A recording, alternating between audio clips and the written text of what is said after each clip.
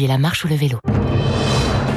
La matinale de Radio Classique avec David Abiker. Et avec Franz-Olivier Gisbert à 8h43 désormais. Bonjour Franz.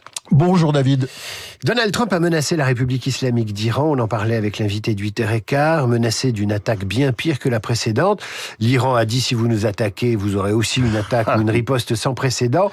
Alors faut-il s'attendre à l'embrasement, à une nouvelle attaque américaine et à des représailles iraniennes ? Non, même si c'est possible, bien sûr. Empégué dans l'affaire de Minneapolis, la mort d'un citoyen américain, l'infirmier Alex Pretty, tué par la police de l'immigration, il a intérêt, Donald Trump, à faire une diversion, bien sûr.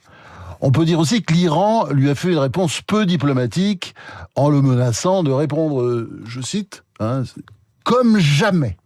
Malgré ça, il est possible que les deux pays se parlent quand même en ce moment en coulisses. Diplomatie, les menaces, c'est souvent comme les promesses. C'est ce que veut Donald Trump. Donald Trump, il veut une négociation. Oui, mais elle est peut-être en train de se dérouler. Pas seulement sur l'affaire, évidemment, de la répression, mais également sur le nucléaire, sur l'armement nucléaire. Bon.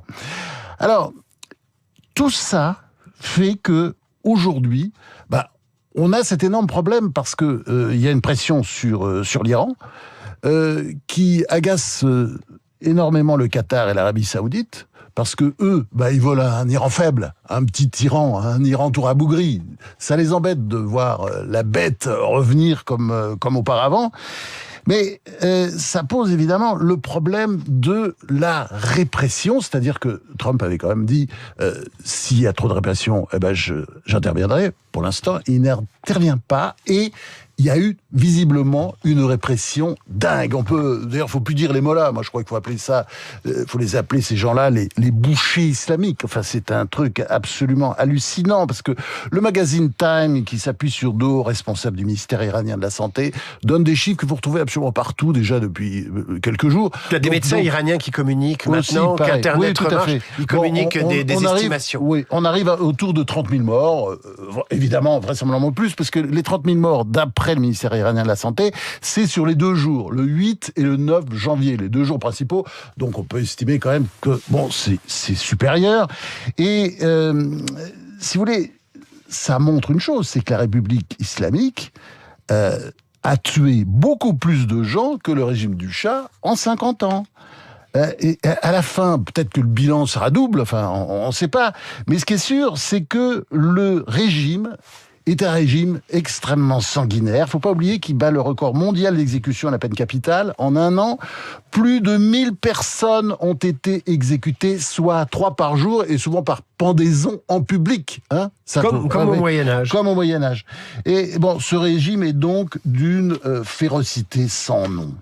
Franz, on va d'une certaine façon rester en compagnie de Donald Trump, puisqu'on repart aux États-Unis, à Minneapolis, avec la mort d'un citoyen américain. C'est la deuxième mort sous les balles d'une police fédérale en un peu moins de 3 semaines. L'infirmier Alex Pretty, après Nicole Good. Donald Trump est d'après vous dans une mauvaise séquence. Ça peut lui coûter même les midterms. Oui, mais même peut-être sans toutes ces avanies, je pense que les midterms, on voit d'après les sondages qu'il est un peu en danger, quoi. Il a la majorité de justesse au Congrès, notamment la Chambre des représentants, et c'est pas évident. C'est pas évident. Donc, le problème qu'il a, si vous voulez, c'est que il y a aujourd'hui une opposition qui est en train de se réveiller aux États-Unis contre lui. Et je pense que il y a en France, évidemment, on le voit notamment, je crois qu'il y a un documentaire dans le service public qui nous parle de la fascisation des États-Unis, il va prendre le pouvoir, la dictature et tout ça. Mais il y a des gens qui s'inquiètent sur le déroulement des midterms. Tout ça, oui, bref. Vous relativisez. Ah non, mais je relativise, parce que le système américain, je veux dire, tous ces gens-là, ils connaissent pas les États-Unis, ça se trouve, ils parlent même pas anglais. C'est-à-dire, aux États-Unis, il y a des contre-pouvoirs partout. Partout. Et c'est vrai qu'un président en tout cas, pendant les 100 premiers jours, ce qu'on appelle là-bas la lune de miel, il a le droit de faire tout ce qu'il veut, il fait tout ce qu'il veut. Là, les 100 premiers jours, enfin... ils sont passés. Non, mais ils sont passés, et il en a fait 1 an, pratiquement, Trump, parce qu'on peut dire qu'il Bien sûr, ça fait 1 an. Il a fait comme si cette première année, c'était les 100 jours pendant lesquels le président américain fait le maximum de choses sans que personne ne l'embête. Mais en général, aux États-Unis, c'est pas comme ça que ça marche. Les ennuis arrivent vite. Et là, bon, ils sont en train d'arriver. Alors, cela étant, il y a évidemment quelque chose qui fait que, parce que c'est très paradoxal quand même, le bilan de Trump. Bon, il y a toutes les extravagances à l'étranger, le Groenland, etc. Et puis de l'autre côté, il y a des bonnes nouvelles. Il y a des bonnes nouvelles, par exemple, faut toujours le rappeler, quand même, les résultats économiques qui semblent s'améliorer avec une croissance de 4,3% au 3e trimestre, en rythme annuel, hein. 4,3%. On aimerait bien avoir ça en France. Enfin, on attend maintenant les résultats du 4e trimestre. On va voir aussi si la baisse du dollar facilite les exportations américaines. Oui, parce il que compte beaucoup là-dessus. Oui, parce que Trump, évidemment, on voit bien aussi quand toutes ces extravagances font baisser le dollar, il est content, ce qui n'est pas le cas d'ailleurs de son secrétaire au Trésor, parce que lui, il est quand même assis sur une dette de 39 000 milliards. Hein. C'est 10 fois la dette de la France, plus de 10 fois la dette de la France. Bon, et puis il y a quelque chose aussi qu'il faut dire. Alors ça gêne. C'est pas trop dans les journaux, parce que ça gêne les confrères. Hein. Parce que, enfin, on dit ici, enfin, j'en dis beaucoup de mal de Trump, mais bon, il y a aussi des résultats. Alors, vous me direz, ça a commencé avant. Mais enfin, là, aujourd'hui, les chiffres sont incroyables. Le taux d'homicide dans les grandes villes aux États-Unis a diminué de 21% en 2025. Moins 21%, le niveau le plus bas depuis 1900. Bah, c'est historique. Puis je vais vous dire, ça va forcément jouer dans les prochains mois. Alors vous vouliez nous parler aussi, alors on va revenir en France, d'une chronique qui est parue dans Les Échos, une chronique d'Antoine Fouché, qui était l'ancien directeur de cabinet de Madame Pénicaud quand elle était ministre du Travail dans un des premiers gouvernements Macron. C'est une chronique sur le déclassement français, elle est parue dans Les Échos. Ah oui, c'était absolument formidable. Alors évidemment, enfin, formidable, c'est pas si formidable que ça. Hein. Non, parce que je dirais que c'était presque, oui, enfin, c'était l'article le plus important peut-être de la semaine.